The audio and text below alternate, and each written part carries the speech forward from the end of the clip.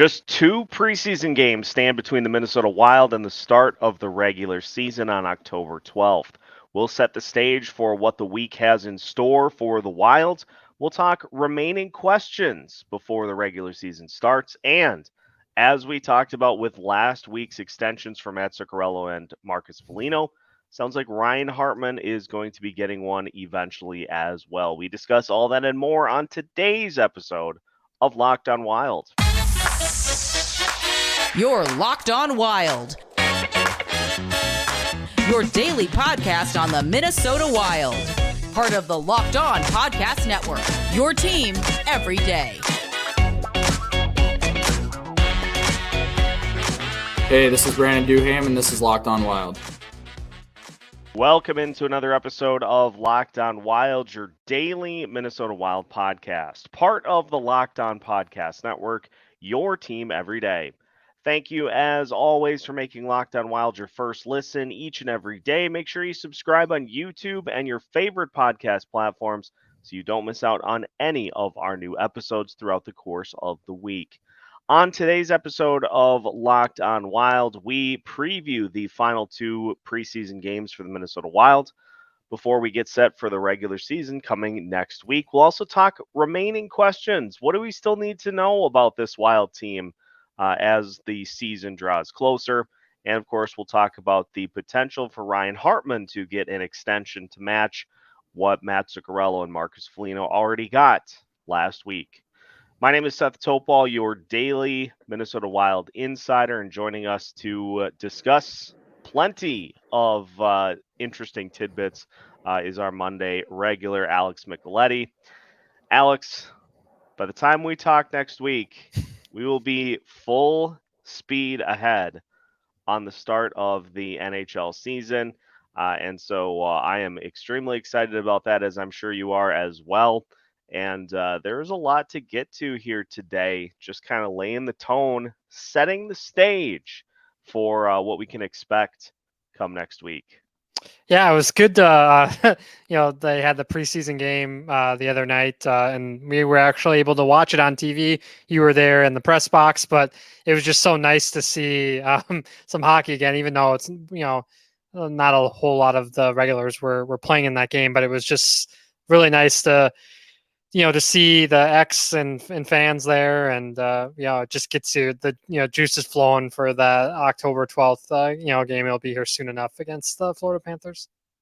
The thing that we know is that the Wild will be going with the Fleury and Gustafsson. I think they'll each get one of the final two games, just as kind of that final dress rehearsal. But I would imagine we'll see some Zane McIntyre as well, just trying to get those guys ready. But did have a chance to watch Filip Gustafsson, as you alluded to, on Saturday. I thought he looked good. It was vintage Gus. He made some great saves. Granted, it's the Chicago JV team. So as I've tried to kind of lay out, is we try to pick stuff from these games, but also it's the preseason. But it looked like Gustafsson it looked like the Gustafsson that we saw last year, and so I think he's close to ready to rock for the preseason, and so you give him one more, and you just say, all right, let's go get it.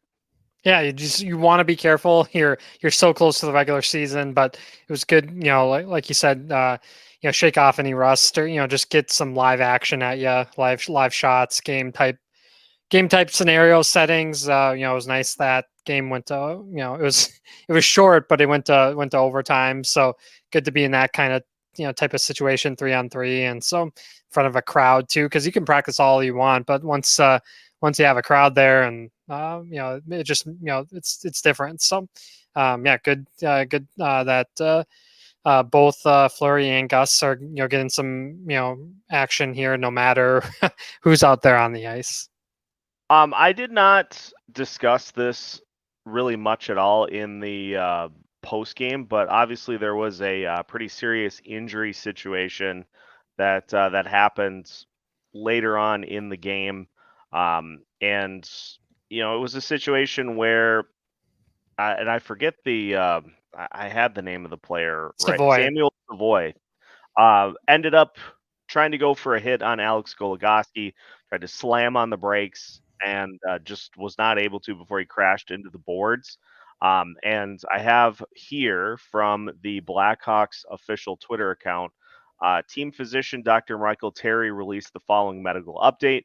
Samuel Savoy underwent successful surgery on his right femur on Sunday in Minnesota, and the team expects him to make a full recovery. So good to hear that, because that did not look good when it happened at the Xcel Energy Center, and there were people saying that they could hear him from the stands, could hear the pain and the agony, obviously. And so, best wishes to Savoy on a speedy recovery. Again, and it's not a situation where it was like a dirty hit or anything. Alex Goligoski was the closest player, but it just was simply a situation where it's like when you're driving a car and you go to slam on the brakes, but there's no fluid in the brake lines, and so nothing happens, and you just end up going, head first into wherever you're headed. So hopefully he's able to make a speedy recovery. And yeah, beyond that, pretty low key game between the two teams, although there were some pleasantries exchanged in the later stages between the two. Yeah, I really enjoyed seeing Carson Lambos and Ryan O'Rourke play. They look great. The future is very bright on the back end there. So many defensive prospects that are right on the cusp of getting a chance at the NHL level, and you got a guy like Jack Pert at St. Cloud State too, and Damon Hunt. So I mean, there's a lot there that could be future third pairing type guys, because that's kind of the only openings right now. If you are going to make it on the team, either as you're being the guy in the press box, or rotating kind of in that third pairing spot. But hey, at least you'd be in the NHL too. So I think those guys would definitely take even if it's a limited opportunity.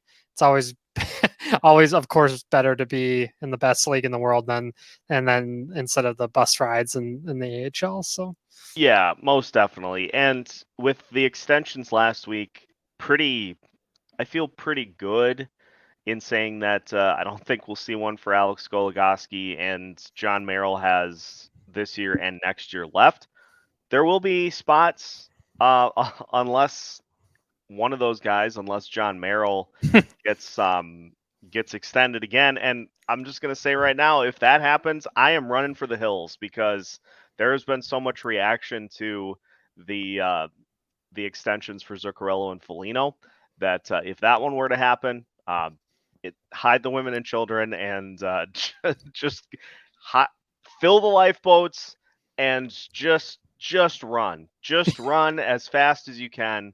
And but we're not gonna speak that into existence. But at some point, you would assume that there will be opportunities for guys like Lambos and others to fill in on that defense. But until they do, we'll just continue to watch their development down in Iowa and other levels as well.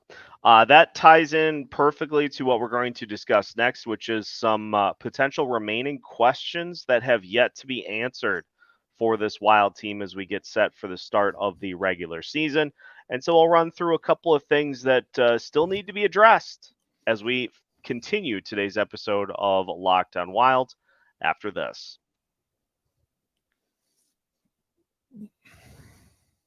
Passion, drive, and patience. What brings home the winning trophy is also what keeps your ride or die alive.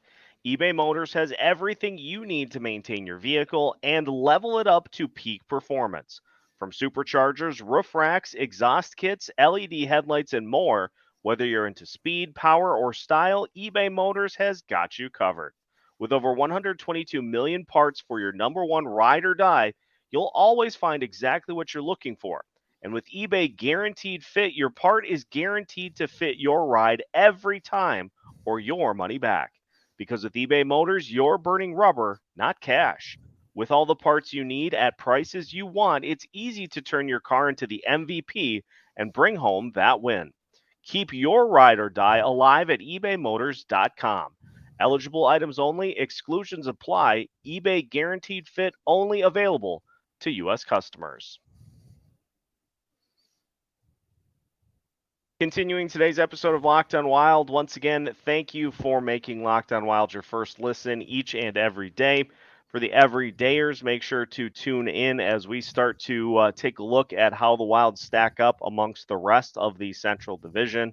We'll take a look at some rankings here to finish off the preseason this week and gear up for the start of the regular season next week as well. We'll have a larger preview of the season coming up for you next week as well. With the opening game on Thursday, you got a little bit of wiggle room to get everything ironed out, so make sure to keep an eye out for that as well. Alex Micheletti joins the show today, and Alex, let's talk about some remaining questions, and I will start with one that I am very curious to see play out. Not that it's glaring, it was last year, but I'm very interested to see what happens with the second power play unit. First power play unit is basically set, ready to rock. What is that second unit going to look like? Because for as much as the first unit was able to score at points during last season, second unit sure didn't. And so for Jason King, that is definitely an area that needs to be addressed. And hopefully he has, because if that first unit has any cold spells throughout the season, that second unit is going to have to be able to carry their weight. Yeah, this is another area where it's, for Marco Rossi, it's that is a huge opportunity for him to get scoring opportunities because, in his third line role with the line mates that he has, who knows if he's going to get scoring opportunity, so when he's on the, on the power play there, take advantage. And we'll see, if his 5-on-5 play, if it keeps him on the team, that's a huge question mark too, because for right now, and all from what we've seen and heard, he's going to be on that third line to begin the season. They're just not moving Ryan Hartman off that top line, so Marco's going to be in that bottom six role 5-on-5, and then on that second power play unit. And it's still, I don't know if they really have a second defenseman, like offensive defenseman, because Jared Spurgeon really isn't a power play guy, but he's kind of just the de facto spot because the other guys aren't really, relied upon for power play. I mean, Alex Goligoski has played power play, but it's been a while since he was the man, on power play units, and so you just kind of have Jared out there. But you hope a guy with Marcus Johansson's creativity that can help get the second power play unit on track.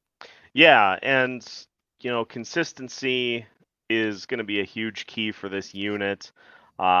Also being able to get the puck into the zone without running into major problems, because that was a huge issue last season. These are just little things that that were a problem last year that I'm sure have been addressed, because if they haven't, yikes. Yeah, I mean, you take a look at where he's coming from in Vancouver. They had some really awesome power play guys. Like, if you were thinking of power play, you would look at Vancouver. I mean, look at the talent that they have. They were kind of a mess 5-on-5, but power play. I mean, you get Elias Pettersson, Quinn Hughes. I mean, just Brock Besser, Kuzmenko. You just name JT Miller. These guys are just rock stars on the power play, and so.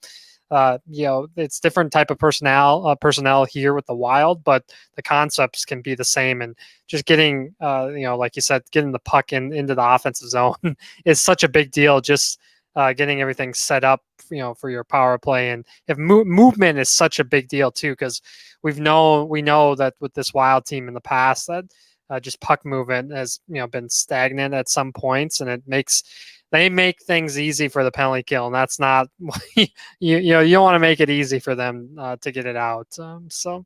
And get guys frustrated. And let's try not to choreograph the drop pass as much. Yeah.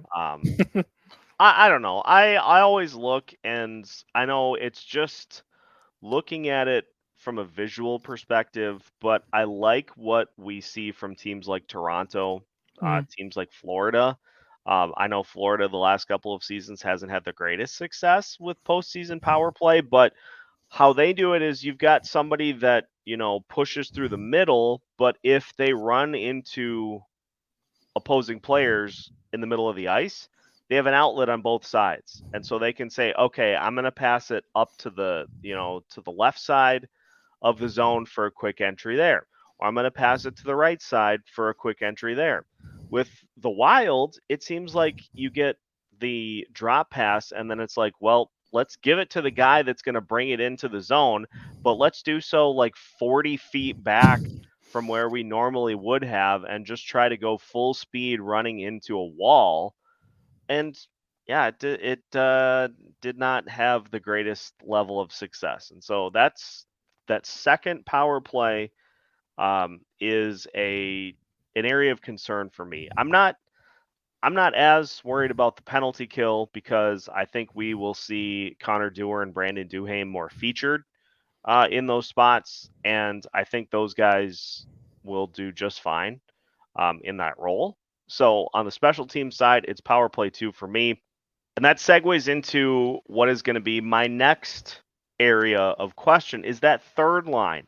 That's the one line I think in this lineup that just has a bunch of question marks as to what it's going to look like. You've got the fourth line with Brandon Duhaime, Connor Dewar, Pat Maroon, which, by the way, with what we've seen through the preseason, Joe Smith tweeted this out on Saturday. I fully agree.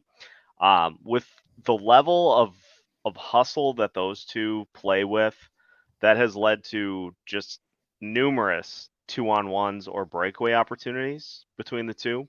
You throw Pat Maroon in that mix and you just let him just hit everything that moves. That fourth line is going to be a problem for a lot of teams in the NHL. So you got your fourth line, which is set. You don't have to worry about that. We know the personnel for the first and second line. You know that you're going to expect scoring from those two lines. I don't know what to expect from the third line. You've got Freddie Gaudreau, who can score, but is more of a defensive forward. You've got Marcus Foligno, who is physical, and we really don't know what to expect from him this season. And then you throw Rossi into that mix too. The third line is still a major question mark for this team as we head towards the season. Yeah, 100%. And you look at Rossi's line mates, both just got, recently, Foligno just the other day, but Gaudreau got a contract extension too. So, those guys are going to want to prove that they're worth the money, especially Foligno. I mean, both of us, and we saw it, everybody, no matter the social media platform, just going crazy over the term for Foligno. So yeah, he has a lot to prove, after, scoring under 10 goals this past season.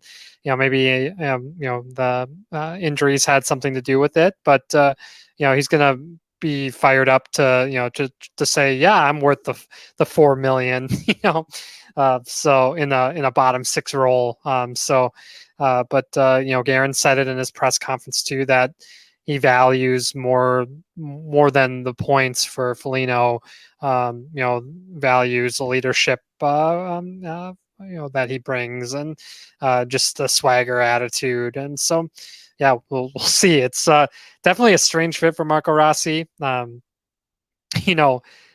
could easily get him in the doghouse right away, just because those other guys, he aren't ever going to go to the AHL with Foligno and Gaudreau. So no, but we saw with Marco, he went to the AHL relatively quickly. So who knows? It could happen again. And then you have mean, you have so many guys that could fill the Marco spot there, and guys that are hungry to make the NHL.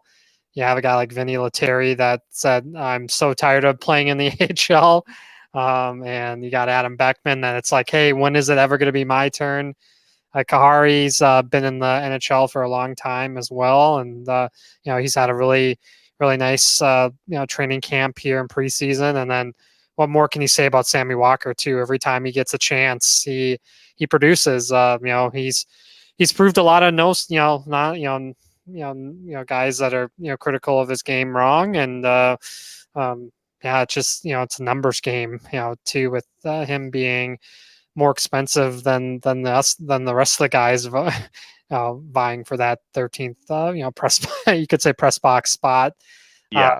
If they carry one, then I mean I made the joke the last episode too, the Patrick Starfish meme. We only have $1, but it equates to like 40K, which is crazy. Oh, It's unbelievable. yeah.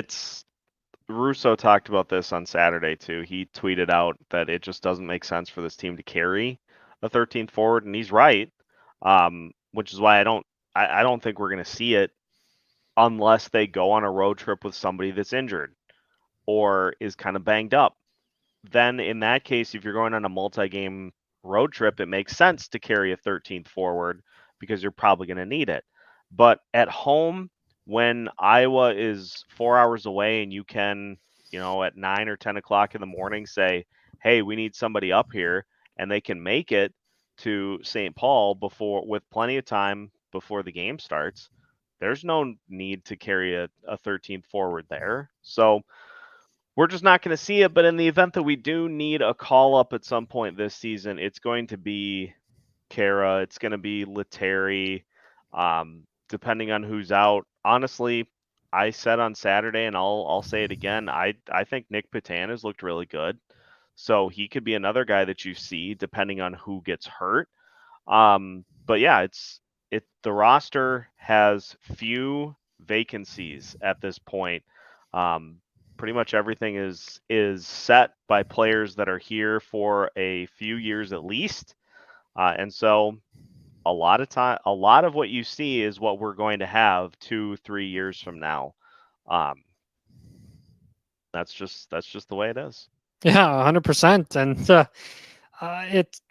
it's tough for those guys that are right on the brink there. And I laughed on one of the solo episodes that you had, the ripping of the paper of the youth movement. That cracked me up. But it's tough, But this is the best league in the world, and so Yeah. it's guys know what they're signing up for, and so. But you always have to be ready. There can always be an injury, and we've seen with this Wild team too. It's not just 1 or 2 games somebody can miss. It can be a long stretch there. So you can prove yourself, for a couple of weeks, and hey, at least you can say that you're contributing to the NHL squad at some point and help get to the playoffs, because it seems like it's going to be harder to make it this year. I mean, yeah, you have so many guys that came into the Central Division, and heck, even Connor Bedard. Chicago isn't going to be an easy out like they were last year. Same thing with Arizona.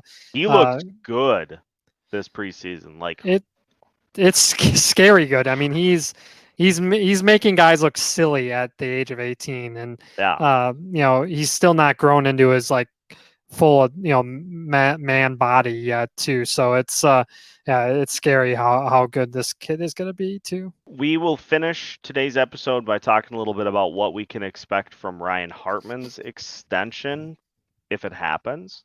We'll talk about that as we finish today's episode of Locked on Wild after this. Our next partner has a product that I use on an everyday basis, and AG1 made my vitamin and supplement routine so much more simple.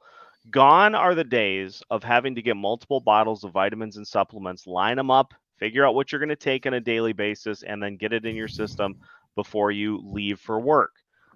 All it takes is 1 scoop of AG1 in a glass of water. It can be when you're headed out the door. It can be at your desk at work. Getting your day started with an unbelievable rush of energy is just perfect, and it helps with all sorts of healthy benefits as well. If a comprehensive solution is what you need from your supplement routine, then try AG1 and get a free 1-year supply of vitamin D and 5 free AG1 travel packs with your first purchase. Go to drinkag1.com/NHL Network. That's drinkag1.com/NHL Network. Get AG1 in your system, and I guarantee you will start to feel the results instantly. Final segment of today's episode of Locked on Wild. Once again, thank you for making Locked on Wild your first listen each and every day. Seth Topol joined by Alex Micheletti. We heard as Bill Guerin discussed the Marcus Foligno and Matt Zuccarello contract extensions that basically all three players were approached at the same time about the possibility of sticking around. All three wanted to. And so it sounds like next on the list is working out an extension for Ryan Hartman. And I'm just going to say this because obviously Hartman took a substantial discount to stay with his last deal. He's making $1.7 million per season, did that for 3 years. That is, I mean, unless he does it again, I think there is going to be potential for a substantial bump in salary here to probably somewhere between $3 and $4 million a season on this new deal. Yeah, 100%. His agents are going to be like, if you gave Marcus for a year, that's what we want, And so I would think that would, especially after he took the team friendly discount, that now it's time for him to cash in. So we saw and heard Bill Guerin say that this was an identity player, somebody that this is who we want, this type of style player of playing wild hockey is Ryan Hartman. And he's loved by the locker room, and he plays hard, and so I think he wants to be here, obviously, for the long term, and not have to worry about it. And he paid his dues by taking that team friendly deal, and so now it's pay the piper or pay Ryan. Yeah, and I mean Hartman is 29, so let's say a 3-year deal just to kind of split the difference between what Zuccarello got and what Foligno got. That would then carry Hartman through the 2026-2027 season. And I don't know what to make of this because obviously Hartman had 2 years ago 34 goals. This past season he had 15. The start of the season was not great. Penalty minutes galore, injuries. But he got back with Kaprizov and Zuccarello at the end of the season, and he looked better. And so I think the theme, as with the other two deals, is that it's betting on the fact that you can get something close to what we got 2 years ago as opposed to what we got last season, which is all well and good, but I don't know. Yeah, I mean, it's we heard it from people all this past week too. They're frustrated. They're like, these guys have been in the system.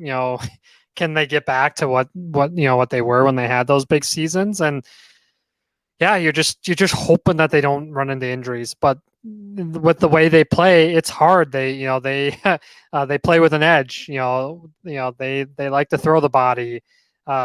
They get in fights. So it's gonna be cautious. But you look at it from what Bill Guerin said too. What would this team look without those guys on it too? So you lose that type of edge, the way that Bill Guerin wants this team to play. And so those are, a couple of guys that are hard to really replace too. And they mean a lot to the locker room and leadership wise too, and getting guys fired up. We can't underestimate the loss of Matt Dumba and how much he meant to the locker room and off the ice, on the ice, just in every aspect. And so he wants to have guys like Ryan Hartman, Marcus Foligno around this team for for some time still, and you just bank that they can get there from where they were, and hope for the no injuries, right? Yeah, that's really all you can do. And I want to point out a comment that Travis made on Friday's episode where we broke down the extensions.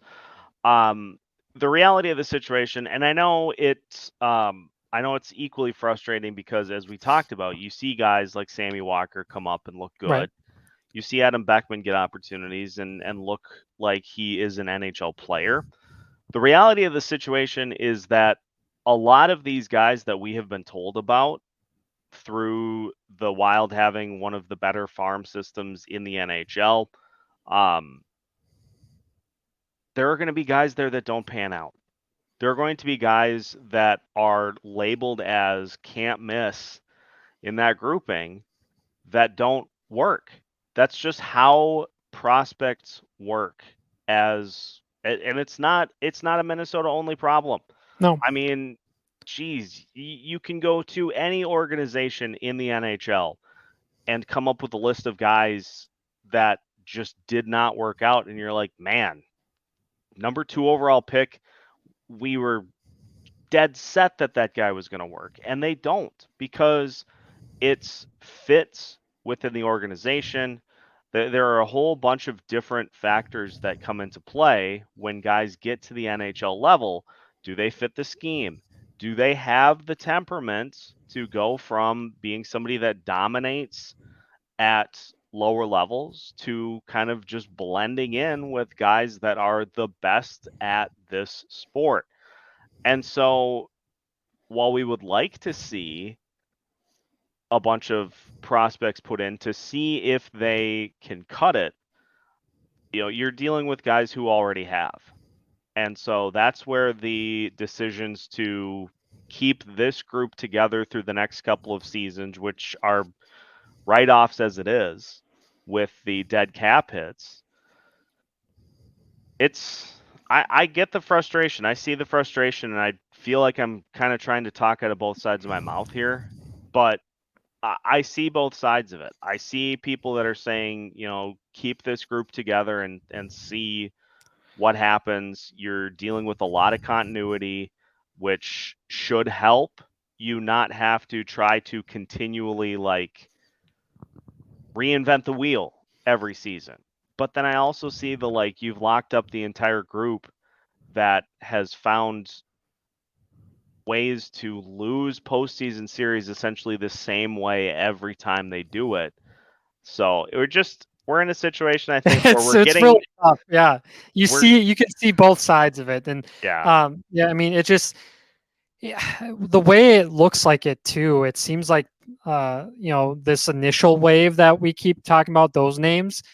It seems like some of them just aren't ever going to get the chance, and it seems like they are mentally and just preparing for that second wave of guys that this seems like that crew is going to be the ones that once these extensions are over, that they are going to get the opportunity to slide in the Hunter Hates, the Riley Heights, Kuznetsovs.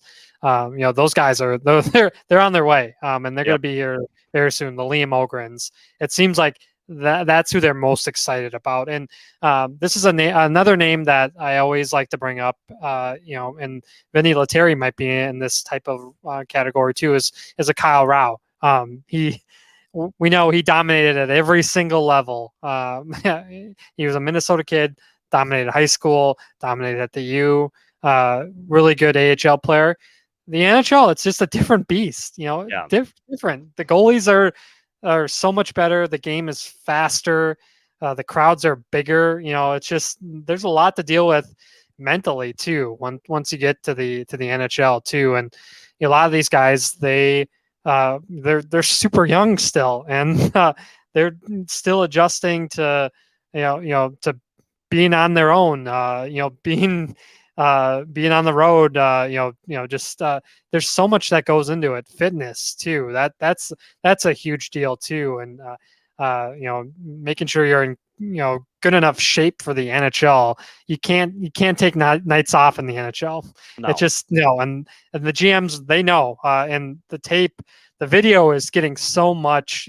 It's amazing, how prepared teams are and how hard it is to score now too. I mean, you look at the goalies. I mean, it's crazy. 6'5", 6'6". It's like I couldn't even imagine the tanks. It just and the padding. It's you really have to work extremely hard just to get a shot off in the NHL too. Blocking. I mean, it's incredible. Yeah. I mean, can you imagine trying to go out there against Jonas Brodin and Brock Faber this season? Good luck scoring on that pairing. It's just ironclad defense. So it's interesting. We just have to if a prospect doesn't work out, that's okay, because you have Judd Brackett. He's a magician at finding guys for this organization, and they'll keep firing. And then when there's opening, you run with it. You look at Connor Dewar. When he was drafted, did anybody think that he was going to be a long-term NHL guy when he was drafted? No, but he worked his butt off, his tail off.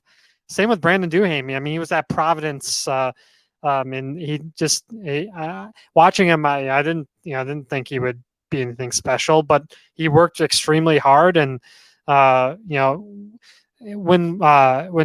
Bill Guerin brought him up, before he had first gotten a chance in the NHL, he brought up his name without anybody like mentioning it. So that was a guy that impressed Bill Guerin, and he wanted him on the team. And so it's just if you get an opportunity, you have to run with it. So it's just crazy. That, I think, is going to do it for today's episode. So again, we thank you for tuning in to today's episode of Locked On Wild. Make sure, if you haven't already, you subscribe on YouTube. We're 4 away from 2,000 subscribers, I believe, on YouTube, unless we've had some additional ones since I last checked. So make sure you subscribe on YouTube. Make sure you turn notifications on so you don't miss out on any new episodes throughout the course of the week. Also, follow on your favorite podcast platforms. We have new episodes every Monday through Friday as part of the Locked On Podcast Network.